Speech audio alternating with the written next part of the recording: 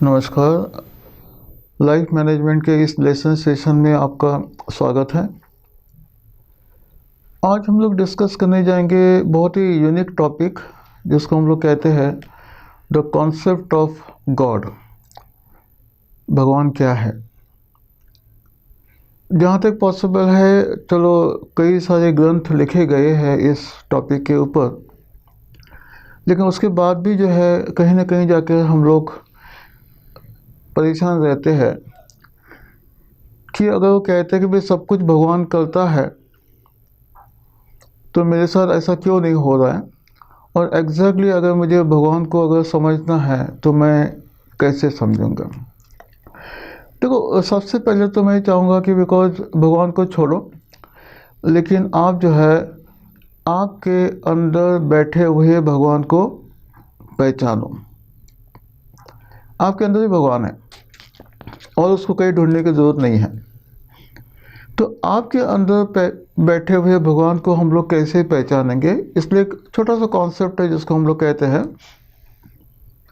The inner reward and inner punishment, और दूसरा है जिसको हम लोग कहते हैं the outer reward and outer punishment. देखो, हमारी जो दुनिया जो चल रही है आज के डेट पे, हमारा एजुकेशन सिस्टम, हमारे स्कूल्स, हमारे जो फैमिली सिस्टम, सब कुछ जो है आउटर रिवॉर्ड और आउटर पनिशमेंट के कॉन्सेप्ट पे चलती है। आउटर रिवॉर्ड आउटर पनिशमेंट का मतलब ये है कि भाई आप कुछ गलत करते हो, अगर घर में आप गलत करते हो तो आपको परिवार वाले आपको कुछ सज़ा देते हैं, डांटते हैं। स्कूल में कोई अगर आप गलत करते हो तो स्कूल वाले आपको जो है पनिशमेंट देते हैं या डांटते हैं, या आपकी कंप्लेंट घर में पहुंच जाती है। समाज में अगर आप कुछ गलत करते हैं तो आपको सरकार पकड़ती है, पुलिस वाले पकड़ते हैं, आपको कोर्ट की तरफ से सज़ा दी जाती है जिसको हम लोग कहते हैं द आउटर पनिशमेंट। और वैसे होता है जिसको हम लोग कहते हैं द आउटर रिवॉर्ड। आप कुछ अच्छा काम करते हैं घर में तो आपको मम्मी डैडी शाबाशी देते हैं, आपको कोई गिफ्ट ला के देते हैं।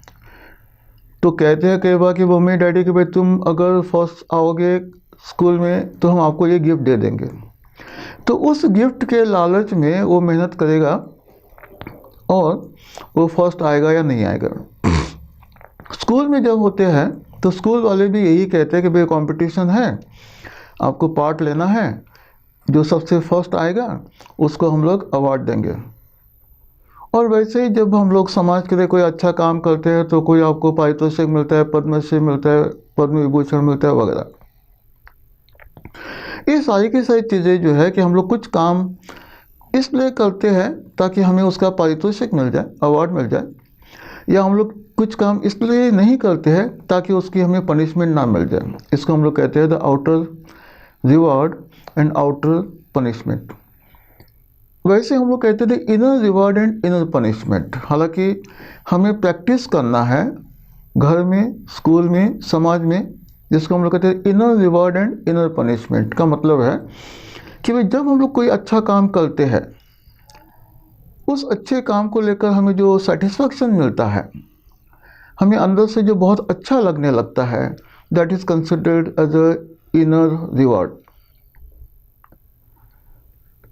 मैंने स्कूल में कंपटीशन में पार्ट लिया, मुझे अवार्ड नहीं मिला, लेकिन उस कंपटीशन की मैंने जब तैयारी करी, मैंने जो परफॉर्मेंस दिया, जो सेल्फ कॉन्फिडेंस मेरा जो बढ़ गया, उसको लेकर जो मुझे अभी सेटिस्फैक्शन मिल रही है वो मेरा इनर रिवॉर्ड है। किसी के लिए हम लोग जब कुछ अच्छा करते हैं, भले वो उसको अप्रिशिएट करे या ना करे, लेकिन हमें अंदर से अच्छा लगता है कि चलो मैंने किसी के लिए अच्छा काम किया। ये जो हमारा जो अपना जो अंदर का जो सेटिस्फैक्शन होता है, इसको हम लोग कहते हैं द इनर रिवॉर्ड। अगर मान के चलो कि भाई समाज में हम लोग आस पड़ोस वाले के लिए कुछ करते हैं, भले उसको अप्रिशिएट करे या ना करे, लेकिन हमें अच्छा लगता है, हम लोग कहते हैं उसको इनर रिवॉर्ड। और वैसे होते हैं जिसको हम लोग कहते हैं इनर पनिशमेंट।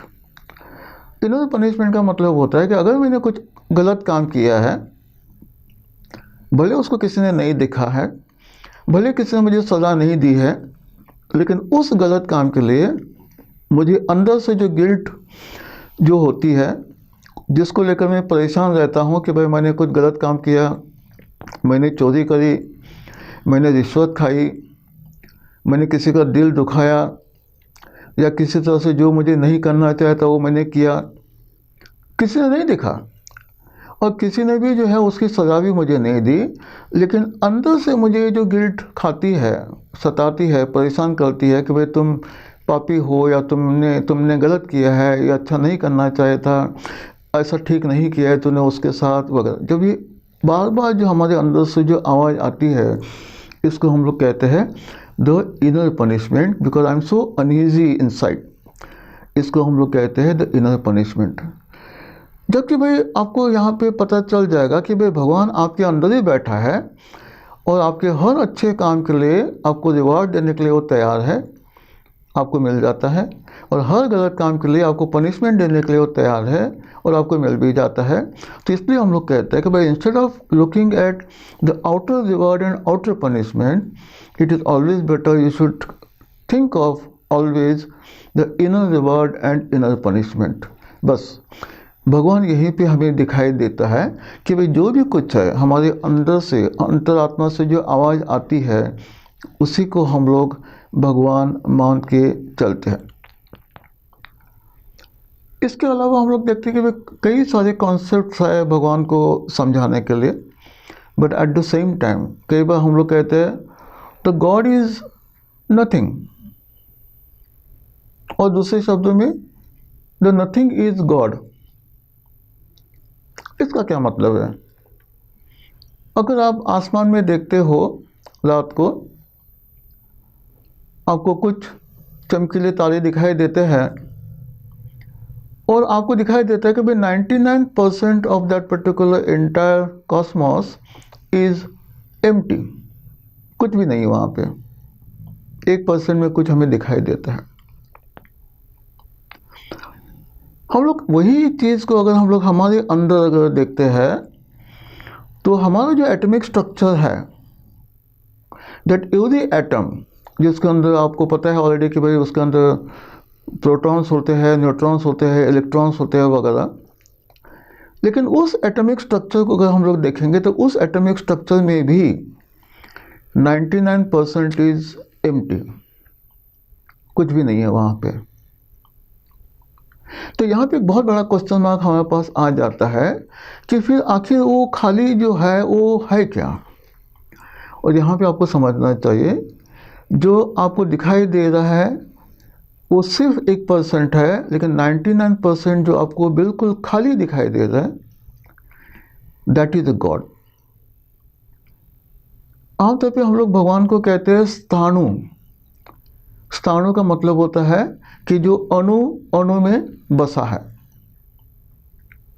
या हम लोग उसको इंग्लिश में कहते हैं omni present. God is omni present. God is omni present का मतलब ही ऐसी कोई जगह नहीं है कि जहाँ पे भगवान नहीं है, हर जगह पे भगवान है। इसलिए हम लोग कहते हैं कि भाई भगवान का कोई स्वरूप या कोई आकार नहीं है।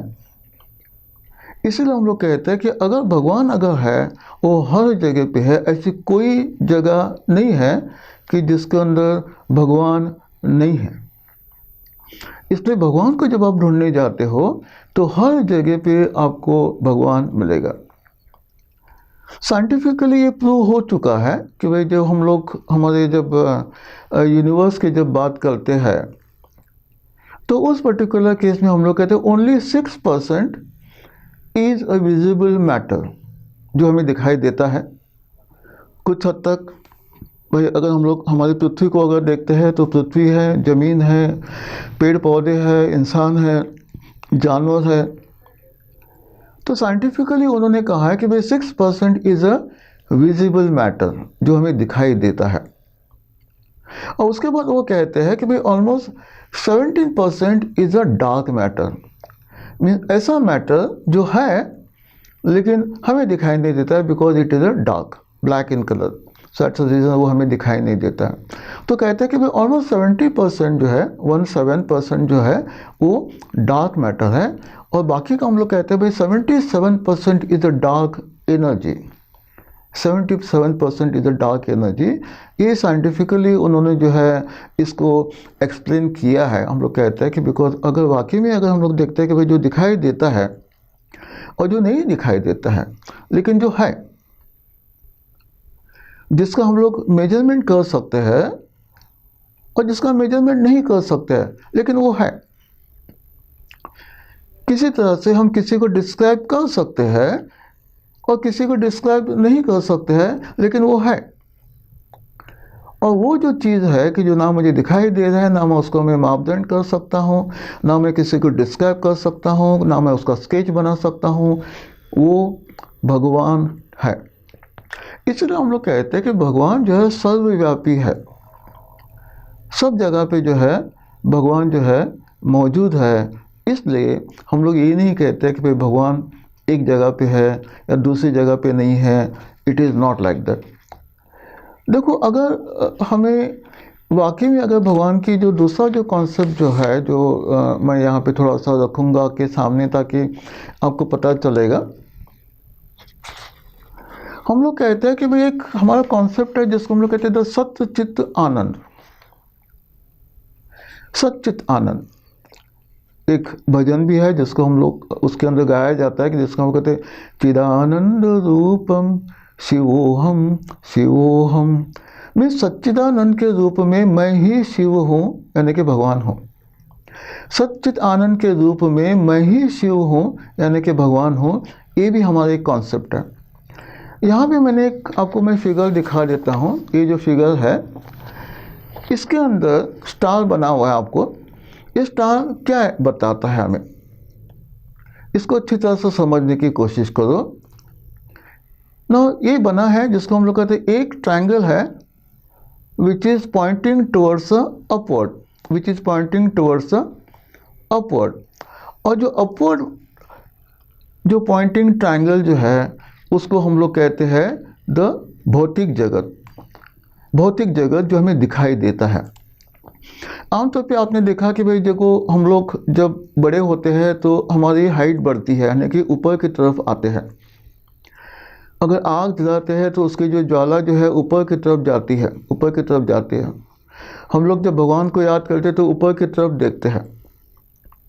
तकरीबन वो सारी की सारी चीज़ें, पेड़ पौधे ऊपर की तरफ बढ़ते हैं। वो सारी की सारी चीज़ें जो है जो ऊपर जाने की लालसा रखते हैं, ऊपर जाने की जो लालसा रखते हैं, ये हम लोग कहते हैं वो है भौतिक जगत जो हमें दिखाई देता है। नेक्स्ट ट्रायंगल है जिसको हम लोग कहते थे डाउनवर्ड फेसिंग ट्रायंगल, कि जो नीचे की तरफ जो है जिसको हम लोग कहते हैं कि आध्यात्मिक। और उसी के अंदर जो है हम लोग कहते हैं कि भाई भगवान है। जो ऊपर से जो एनर्जी आ रही है, आमतौर पे बारिश अगर होती है तो ऊपर से नीचे गिरती है। हम लोग कहते हैं कि भाई भगवान जो है हमें जो आशीर्वाद देगा ऊपर से। तकरीबन सारी की सारी चीज़ें जो हम लोग आध्यात्मिक जगत के साथ जो जोड़ते हैं वो हम लोग कहते हैं it is up there but it is always trying to come down. It is always trying to come down.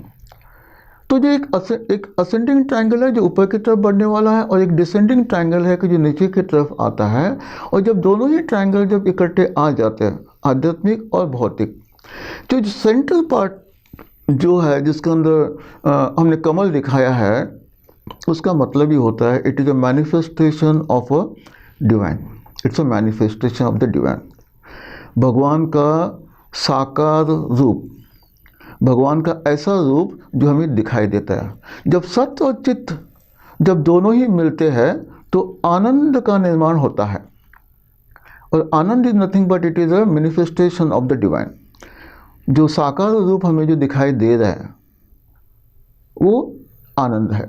इसीलिए हम लोग कहते हैं कि भाई सत्य चित्त आनंद, यानी कि सत्य है, चित्त है, और दोनों के कॉम्बिनेशन में जो आनंद जो पैदा होता है, ये तीनों ही मिलके जो है हमारा भगवान बनता है। तो इसीलिए हम लोग कहते हैं चिदानंद रूपम शिवोहम शिवोहम। मैं सच्चिदानंद के रूप में मैं ही शिव हूँ, मैं ही शिव हूँ, यानी कि मैं ही भगवान हूँ। तो इसलिए हम लोग कहते हैं कि भाई भगवान को और कहीं ढूंढने की ज़रूरत नहीं है। भगवान जो है आपके पास है, आपके साथ है, आपके अंदर है। इसलिए हम लोग कहते हैं भी कुछ हद तक जो है कि भाई भगवान का स्वरूप अगर हम लोग देखने की अगर कोशिश करते हैं तो भगवान का स्वरूप इस तरह से जो हम लोग एक्सप्लेन कर सकते हैं। आगे बढ़ते हैं कि जो हमारा जो concept of the God, concept of the God, God का मतलब होता है GOD। ये जो तीन इसके अंदर जो अल्फ़ाबेट्स है G, O और D।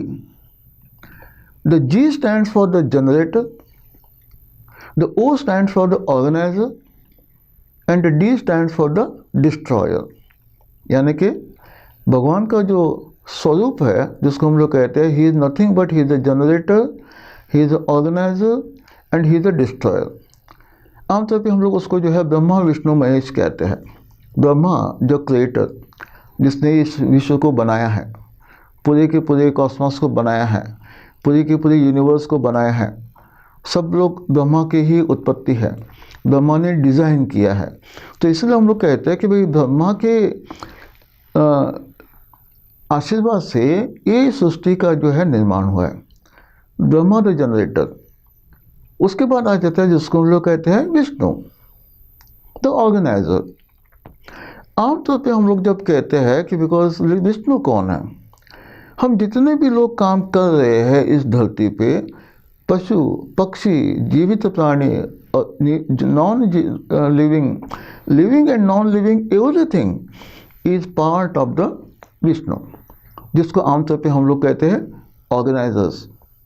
ऑर्गेनाइजर।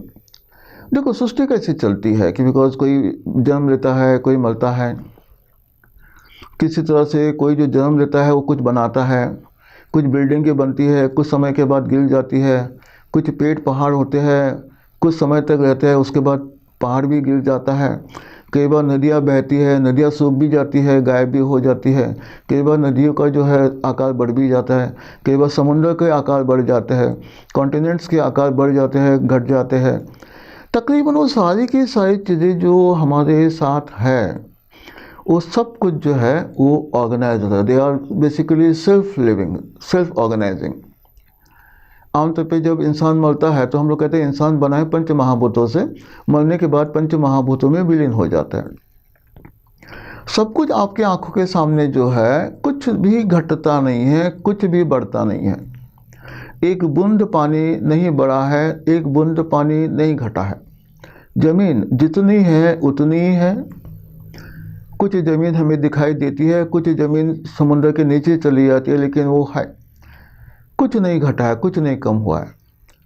वायु है, कुछ नहीं घटा है, कुछ नहीं कम है, जितना है उतना है। तुम पर्यावरण के ऊपर जितने मर्जी लेक्चर्स दे दो, लेकिन वो है वहाँ पे। इसलिए हम लोग कहते हैं कि भाई तकरीबन वो सारी की सारी चीज़ें जो है, they are all considered as a part of the organiser. And similarly जो दिखते थे आखिर जायचे, मीन्स जो दिखाई दे रहा है उसने आखिर जाना है, नहीं दिखाई देगा, वो किसी ना किसी तरह से किसी दूसरे फॉर्म में वो कन्वर्ट हो जाएगा। इसको हम लोग कहते हैं destroyer, the Shiva. The Shiva the destroyer basically he is responsible for changing its existence. भाई आज जो है, देखो कोई भी इंसान नहीं मरता है, कोई भी पशु नहीं मरता है, कोई भी जीव नहीं मरता है। इसका मतलब क्या है? अगर मैं आज जीवित हूँ, अगर मैं मर जाता हूँ तो मेरे बच्चों के रूप में मैं जीवित हूँ, मैं उन बच्चों के अंदर जीवित हूँ।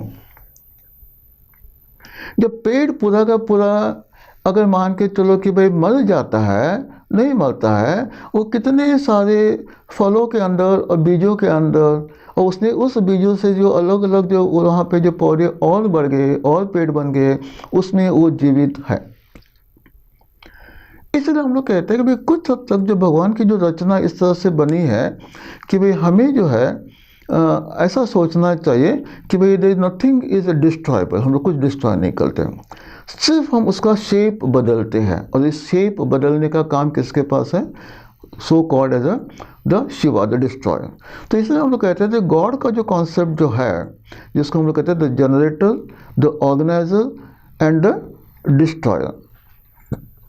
तो जनरेटर, ऑर्गेनाइजर और डिस्ट्रॉयर का अगर कॉन्सेप्ट को अगर हम लोग एक्सेप्ट करते हैं तो उस पर्टिकुलर केस में हमें पता होना चाहिए कि भाई देखो, now who is the generator, who is the organiser and who is the destroyer.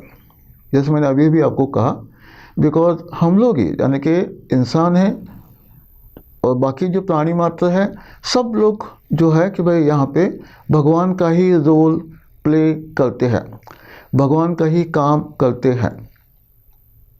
तो इसलिए हम लोग कहते हैं कि भाई जो भी इंसान हमारे पास दिखाई देते हैं, सारे के सारे जो है they are basically organisers, they are basically organisers, because वो इस सृष्टि को चला रहे हैं, सुचारू रूप से चला रहे हैं, जिसको हम लोग कहते हैं भी सब कुछ ठीक से चल रहा है, लोग ठीक से चल रहे हैं, मेट्रो ठीक से चल रही है, गाड़ियाँ ठीक से चल रही है, हर समय पे जो है मौसम आ रहे हैं जा रहे हैं, सब कुछ ठीक चल रहा है, ऑर्गेनाइज हो रहा है। द मोस्ट ऑफ अस, हम लोग सारे के सारे we are basically playing the major role of a organiser, we are playing the major role of the organiser. यहाँ पे मैंने एक आपको स्केच बना के दिखाया है और इसके अंदर मैंने लिखा है कि भाई अगर हम लोग अगर अपने आप को अगर डिवाइड करते हैं in organiser, the generator, organiser and destroyer के अंदर, तो उसमें मैंने लिखा है the 60% population is basically doing the work of the organisers and 20% is doing the work of the generator and 20% is doing the work of the destroyer। तो कौन destroyer का काम करेगा या कौन जनरेटर का काम करेगा, तो हमारे जो पोर्टफोलियो कब बदलता है, कैसे बदलता है, इसको समझना भी ज़रूरी है। हम लोग जब ग्रोथ करते हैं, जैसे ऊपर उठने की प्रक्रिया है ये, जो भी लोग ऊपर उठते हैं अच्छे कर्मों से ऊपर उठना शुरू हो जाते हैं। आप अच्छे काम करने के बाद, अच्छा काम कौन सा है, भगवान का काम है वो, आप कुछ हद तक जो है भगवान बन जाते हो, क्योंकि आप भगवान का ही काम कर रहे हो। लेकिन कुछ समय ऐसा आ जाता है एट द एज ऑफ 30, 35, 40, 45, जब आप ऑलमोस्ट मैच्योर हो जाते हैं, आपने बहुत कुछ अच्छा काम कर लिया है, आप भगवान बनने वाले हो, लेकिन भगवान आपको भगवान बनने नहीं देता है। तो उस पर्टिकुलर केस में आपकी एक परीक्षा हो जाती है और उस परीक्षा में अगर आप पास हो जाते हो, अगर आप उस परीक्षा में अगर आप फेल हो जाते हो, तो उस पर्टिकुलर केस में मैं आपको कहता हूँ कि भाई जो उस परीक्षा में पास हो जाएगा वो जनरेटर की तरफ आएगा, यानी कि जी बन जाएगा, जनरेटर बन जाएगा। और जो उस परीक्षा में फेल हो जाता है, विफल हो जाता है, वो जो है डी के पोजीशन में आएगा, डिस्ट्रॉयर बन जाएगा। कहने का मतलब ये है यहाँ पे कि भाई जैसे जैसे हम लोग तरक्की करते हैं, एक समय ऐसा आ जाता है, हम लोग कहते हैं कि दैट आई डिड इट, मैंने किया ये मैंने मंदिर बनाया, मैंने डोनेशन दिया, मैंने जो है कि भाई इसको पढ़ाया लिखाया बड़ा किया, मैंने जो है समाज के लिए ये किया, मैं ये जितना आपके अंदर जो मैं भलते जाता है मीन जब आप अहंकारी बन जाते हो, अहंकारी जब बन जाते हो तो आपकी गणना जो है डिस्ट्रॉय में आ जाती है, बिकॉज आपकी पॉलिसी बिकम्स डिस्ट्रक्टिव पॉलिसी। आप है पढ़े लिखे हैं, बड़े हैं, अमीर है, पैसा भी बहुत है, बहुत कुछ आपने काम कर लिया है, लेकिन इतना ईगो अंदर भर गया है, भगवान नहीं चाहता है अभी आपको, तो आपको काम दे देता है किसका, डिस्ट्रॉयर का। आप क्या डिस्ट्रॉय करते हैं, योर पॉलिसी बिकम्स डिस्ट्रक्टिव। कहते अभी तक तो मैंने अच्छा किया था, अभी मैं तुझे जो है मेरा असली रूप दिखाऊंगा। Now these are the destructive policies. मैंने धर्म को लेकर बहुत काम किया, लेकिन ऐसे मुकाम पे पहुंचा तो किसी तरह से मैंने सोचा कि भाई सिर्फ मेरा ही धर्म, बाकी धर्म को जो है मैं ख़त्म कर दूंगा। बाकी धर्म को मैं कहूँगा कि या तो तुम हमारे धर्म में आ जाओ या मौत को स्वीकार करो। Now this is a destructive policy. मैंने समाज के लिए अच्छा काम कर लिया, समाज के लिए एक अच्छा काम करने के बाद जब तक मैं रूलिंग पार्टी में था तब तक मैं बहुत अच्छा था। जैसे मैं अपोजिशन में आ गया, मेरे अंदर की सारी बुराइयां बाहर आ गई। Destructive policy. तो अभी तक जो मैं कंस्ट्रक्टिव काम कर रहा था, ऑर्गेनाइजर का काम कर रहा था, आगे जाकर जो हम लोग डिस्ट्रॉयर का काम करना शुरू कर लेते हैं। एंड दैट्स द रीज़न मैं आपको कहता हूँ कि भाई ऐसे लोग कि जो बहुत ही ज़्यादा इगोइस्टिक बन जाते हैं, आगे जाके डिस्ट्रॉयर का काम करना शुरू कर लेते हैं। परिवार को डिस्ट्रॉय करते हैं, समाज को डिस्ट्रॉय करते हैं, अपने आप को भी डिस्ट्रॉय करते हैं। और वैसे ही जो लोग अच्छा काम करने के बाद उनके अंदर कोई भी ईगो नहीं है, वो काम करे जा रहे हैं, कुछ भी रिटर्न में नहीं चाहते हैं, तो उस पर्टिकुलर केस में वो जो ऐसे इंसान के जिनके अंदर कोई भी ईगो नहीं है, कोई भी अहंकार नहीं है, कोई भी अभिमान नहीं है, वो सारे के सारे जनरेटर के कैटेगरी में आ जाते हैं, जिसको हम लोग कहते हैं जी, जनरेटर के कैटेगरी में आ जाते हैं। तो जनरेटर के कैटेगरी में जब वो आते हैं तो हम लोग कहते हैं they are basically doing the more से कंस्ट्रक्टिव वर्क। वो किताबें लिखेंगे, वो ग्रंथ लिखेंगे, किसी तरह से अच्छी म्यूज़िक कंपोजिंग करेंगे, अच्छी मूवीज़ फिल्में बनाएंगे। हो सकता है कि भाई कि भाई खेलेंगे भी और साथ में भाई कुछ कोचिंग सेंटर्स बनाएंगे या लोगों को क्रिकेट सिखाएंगे, स्पोर्ट्स सिखाएंगे। ऐसा कुछ काम करेंगे कि जो हमेशा के लिए रह जाएगा। That is it. बहुत सी कंपनियां हम लोग देखे हुए आज खुलते हैं, कल बंद हो जाते हैं। और ऐसी भी कंपनियां हैं कि जो 100 साल 200 साल चल रही हैं। वो यही हो जाता है कि वो कंपनियां रन कर रहे हैं, प्रॉफिट भी कमा रहे हैं, लेकिन उस कंपनियों के माध्यम से वो समाज की सेवा कर रहे हैं, भगवान का काम कर रहे हैं। तो इसलिए हम लोग कहते हैं कि जो भी आप काम कर रहे हो, अगर आप उसको सेवा भाव से करते हो, काम करके अगर भगवान को अर्पण कर देते हो, तो उस पर्टिकुलर केस में आप भगवान ही बनते हो।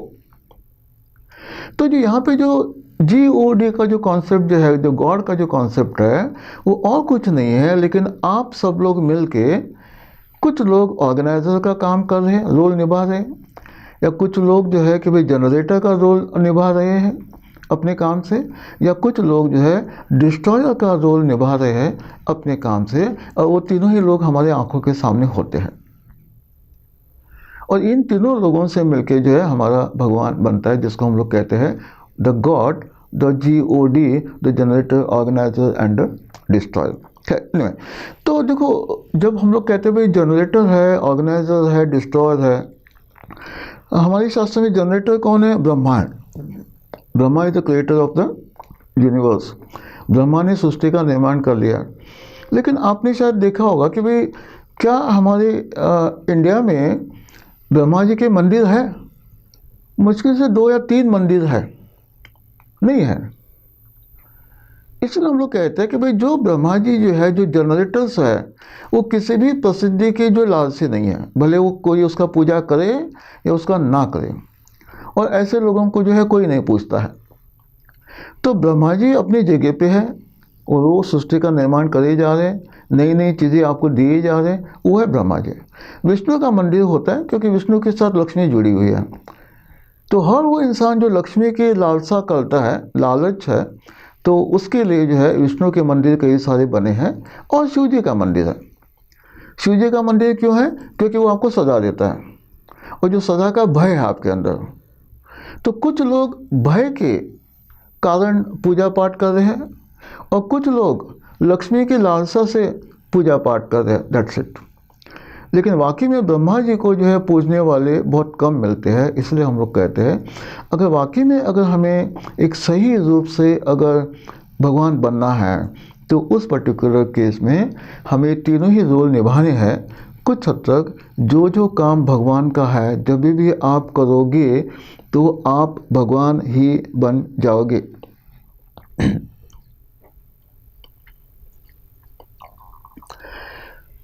ठीक है। तो ये कॉन्सेप्ट हम लोग कहते हैं कि भाई भगवान के बारे में है, और एक सिंपल लैंग्वेज में अगर उसको समझाना है तो आसान तरीके से मैं यहाँ पे अभी मैं आपको एक सॉन्ग यहाँ पे चलाता हूँ।